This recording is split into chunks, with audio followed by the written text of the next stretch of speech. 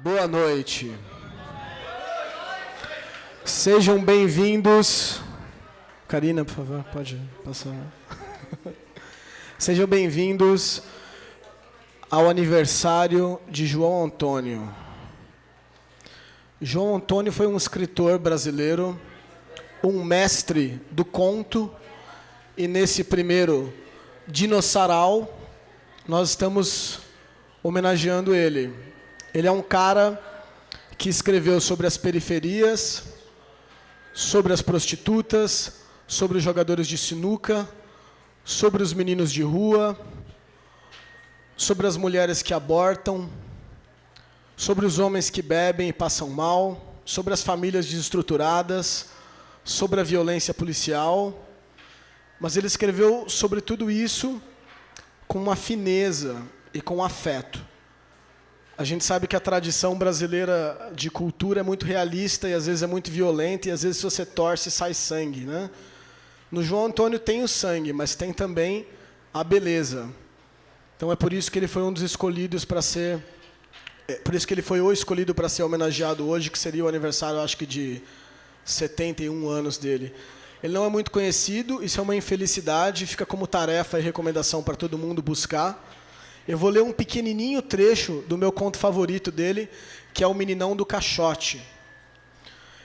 Eu queria agradecer também a Gruta, o responsável pela Gruta está aqui, ó, de costas aqui. Vamos dar um salve para ele, uma salva de palmas, por oferecer o espaço, ajudar a gente com o equipamento e tudo. Consumam bastante, comprem bastante cerveja.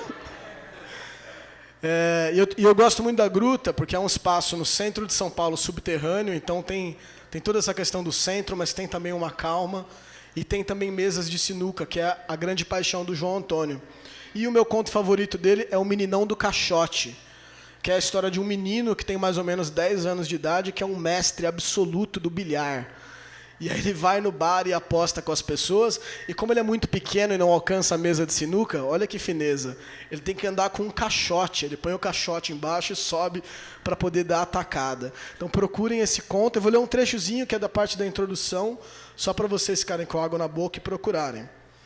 Eu sei que tem muita gente aqui, muitos camaradas, que curtem a poesia do Piva, do Roberto Piva. Para mim, o que o Piva faz na poesia, o João Antônio faz na prosa. É essa equivalência, mais ou menos, inclusive de tamanho. Então é o menino, né, contando. Joguei muito, levado pela mão de Vitorino. Joguei demais. Porque Vitorino era um bárbaro, o maior taco da Lapa e uma das maiores bossas de São Paulo. Quando nos topamos, Vitorino era um taco, um cobra. E para mim, menino que jogava sem medo, porque era um menino e não tinha medo, o que tinha era muito jeito. Vitorino ensinava tudo, não escondia nada. Então ele começa falando dessa história com o treinador dele e tudo mais, sobre como as crianças não têm medo de fazer as coisas e por isso ganham tudo, né? Então talvez é o caso de lembrar dessa falta de medo. Para fazer esse primeiro dinossaural, que tem tudo a ver com infância, que tem tudo a ver com a década de 90, a década em que a maior parte da gente aqui começa a se lembrar de como era o mundo. Eu não lembro o que eu ia falar. O que eu comecei falando? Da infância. Para celebrar. Não lembro. Ah, lembrei. Então, dinossaural, né? Por que dinossaural? Porque é legal, né? Uma palavra muito legal, dinossaural. É por isso. Mas a gente também... Eu fiquei me controlando para não fazer trocadilhos o tempo inteiro e encher de dinossauros aqui, porque, né? Não sei, a Érica está aqui? Está lá em cima, né? Ó, o Cantanha Ana, muito bem. Então, isso eu queria dizer sobre o sarau hoje. O sarau hoje vai ser longo, vai ser extenso, então, às vezes vai ficar sem gente recitando, às vezes vai ter gente recitando, às vezes vai estar tocando só música. Oi, Ana, oi, Cantanha, bem-vindos. Tem muita gente que vai chegar depois do ato, que foi lá no ato contra a tarifa. Esse sarau é contra o aumento da tarifa e é contra qualquer tarifa. Nós entendemos que o transporte público é um direito e que, portanto, não deve ser cobrado. Ponto. Colegas vão vindo da manifestação depois. Então, é das 8 até as 5 da manhã mesmo o sarau. Vamos relaxar, vamos curtir. E a Érica está lá em cima. A Érica Alves vai tocar aqui hoje. A maior parte dessas máquinas incríveis aqui são delas. E a Érica foi roubada agora há pouco. Isso foi um dos motivos que a gente atrasou. ela tinha ido em casa buscar um cabo que estava faltando e aí foi roubada no caminho. Mas mesmo assim ela teve a paciência de vir aqui e ajudar a gente. Então fica também uma homenagem para a Érica, que passou esse pequeno trauma, né, o sarau. Eu queria agradecer também, além da Érica, o André Nogueira, que está sentado ali, que é um grande amigo, um grande poeta que veio de Campinas para essa noite aqui. Uma salva de palmas para o André, por favor.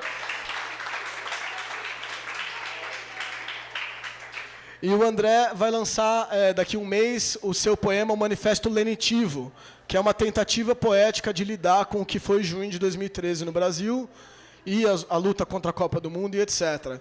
Aí o André me mandou uma mensagem falando assim, pô, você acha 40 minutos de récita muita coisa? Eu pensei, porra, André, se pá, um pouquinho demais, né? 40 minutos. Então a gente mudou a programação e o André vai ler o seu poema novo agora, inédito, que é o Leucaninos, e eu acho que ele vai poder explicar um pouco aqui. Desculpa, já falei demais, não queria falar tanto. O último recado. Como funciona esse sarau? Tem 5 pessoas convidadas. Essas pessoas servem para nos inspirar a vir aqui e pegar esse microfone. O André é uma delas, a Érica é uma delas, a Rita Barros, cadê a Rita? Rita Barros, que está ali, uma salva de palmas. A Rita vai ler também trechos do seu livro de poema que vai sair mês que vem. E a Luísa Romão, que está aqui, uma salva de palmas também. E a Séfora, que está sentada aqui no canto. Cadê a Séfora? Uma salva de palmas também. Está expondo o seu trabalho, que está aqui, nessa parede desse lado, que está à venda também. E aí vocês podem conversar com ela e vão lá curtir a arte e tudo mais. É isso. Essas pessoas vão sendo chamadas aqui ao pouco para isso que a gente chamou de recital. De resto, quem tiver trazido um poema, quem tiver uma inspiração momentânea, quem quiser usar o microfone com bom senso, né? Ninguém vai recitar poemas de 40 minutos, nem o André. Podem me dar um toque e eu vou anotar nesse livrinho aqui e a gente vai organizando a noite de acordo com como a noite quiser ser organizada também. A hora que todo mundo cansar de poesia demais, a Érica e o Igor... Cadê o Igor? O Igor está lá em cima, eu acho, né? Está lá em cima. O Igor tem um projeto muito legal, que é o quinto, na verdade, eu esqueci de falar, que é o Nineties Bambino, e tem muita gente que veio aqui ver o som dele, e ele vai fazer o som mais tarde. Mas ele e a Érica vão fazer um som, vão usar essas máquinas incríveis aqui. E é isso. No meio, entre esses recitais, venham, se inscrevam. A gente está aqui para ouvir e para falar. E nos momentos em que ninguém quiser falar nada, vamos ouvir o silêncio, ou vamos ouvir uma música, e vamos ficar aí até... O bar fecha às 5 da manhã, então não tem pressa. Muito obrigado pela presença de todos. E... para vocês. Eu vou ler logo o meu para tirar esse peso do caminho e tal, para deixar, né? É o seguinte, tem a Érica e tem o Henrique Monerá, e nós três fizemos um manifesto, chamado Manifesto Buffy Wave. E vocês vão sentir o que é o Buffy Wave na apresentação da Érica e do Nineties Bambino. Nós três escrevemos 3 partes do manifesto, dadaísticamente jogamos para o alto e colamos em cima de umas artes plásticas da Érica. Está pendurado ali naquele cordelzinho ali as 5 partes. E a gente vai lançar um blog também, onde dá para ler tudo, e tem a produção musical da Érica e do Sérgio também, e por aí vai.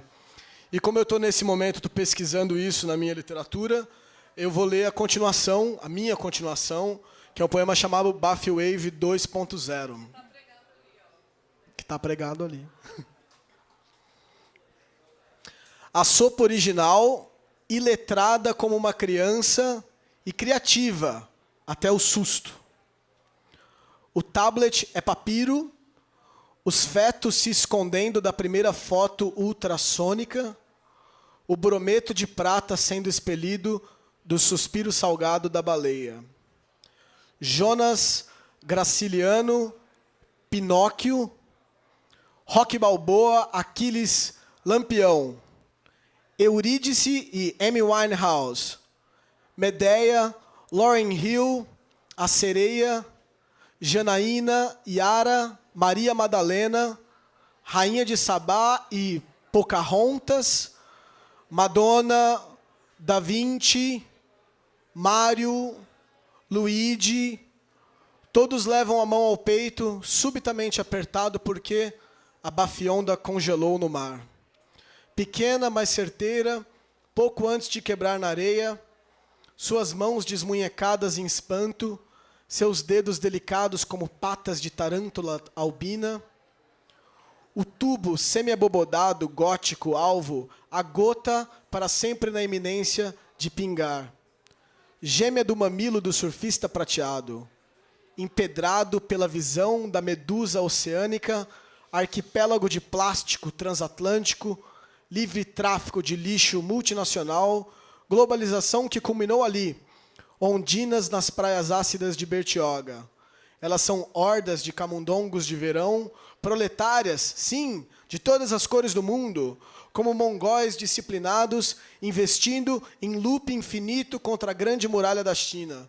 E suas mulheres, erguidas logo em frente, nas areias, pelas mãos de Tonho da Lua. Ali também o kit típico do quiosque, turista de soquete sorrindo, tomando um coquetel e ouvindo Beethoven na vitrola retrô, dissoando perpétua sem pressa, entre uma nota e outra, revelando um nanotom escondido na nona, um timbre entre a corda e o midi, uma ode interrompida à apocalipsia. Enquanto lá no topo da bafionda, a calma no cume antes da avalanche. Como cereja no chantilly da crista, o que é aquilo que faísca? Um dedo em riste divino? Spielberg, em busca do contato? Uma lâmina plástica refletindo de volta ao espaço a luz azul do sol alucinante. Será mais um sim incomunicável da TIM ou um salvo-conduto moderno onde se lê Visa, mas para onde? Imortalizada na barraca ao lado, como a lua recém-decepada da face da terra por um beijo violento de pó e gelo, descobrindo em dança sua nova órbita, a tampa do coco atingida pelo facão afiado a uma porção de joules por segundo, pela mão coco queimado, acelerada, que produziu a nebulosa efêmera e eterna de fiapo, água de coco e suor, em constelação com os meteoros ricos de bactérias que polinizaram em panspermia toda a galáxia, até os limites da Via Láctea, de impacto que precede impacto, até, enfim, em um recanto plácido, também chamado Gramado do Éden, rico em vida e privatizado, protegido das outras naves empoeiradas pelas correntes rosas de Andrômeda. Adão e Cobra e Eva sacrificados num átimo. Bafionda congelada em outros mares, para que houvesse vida a quem? Sacrificados num salto quântico da memória, pelos cascos do cavalo alado, recém-nascido do gelo salgado e fertilizado, Pegasus Ryu Seiken, 1º de setembro de 1994. Obrigado.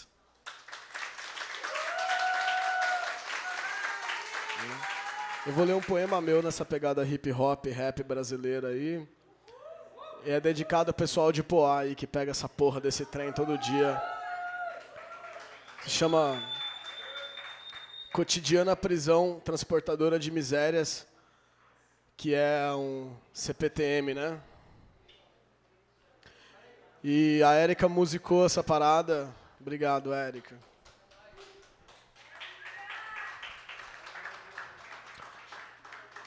Herói cotidiano, sem nome, ou nome estrangeiro de branco, mistura de nome de ator com aquele sotaque baiano, mistura de nome do avô com o do artilheiro do ano, no pé, o tosco e o duro, cheio de calo e de furo, camisa toda escrita de marca de skate e surf, fita com canto de olho, o par de peitos vistosos da mina de braços cruzados, encolhida na defensiva, também parada na fila do bilhete de entrada, arretada para as mesmas tretas do dia, para ela ainda mais zica.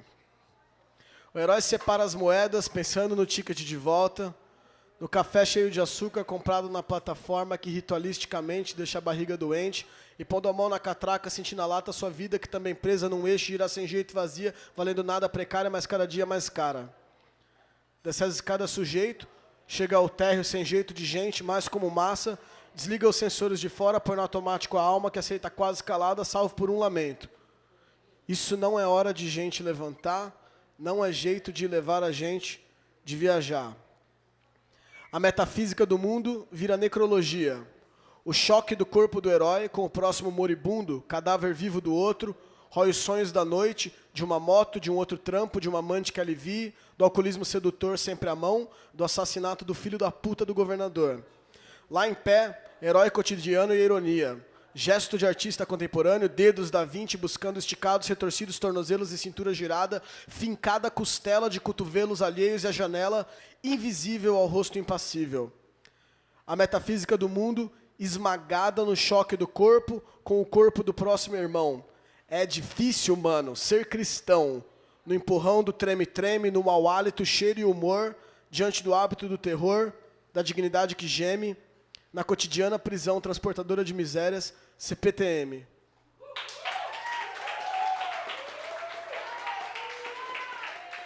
Não vou nem falar nada que, né?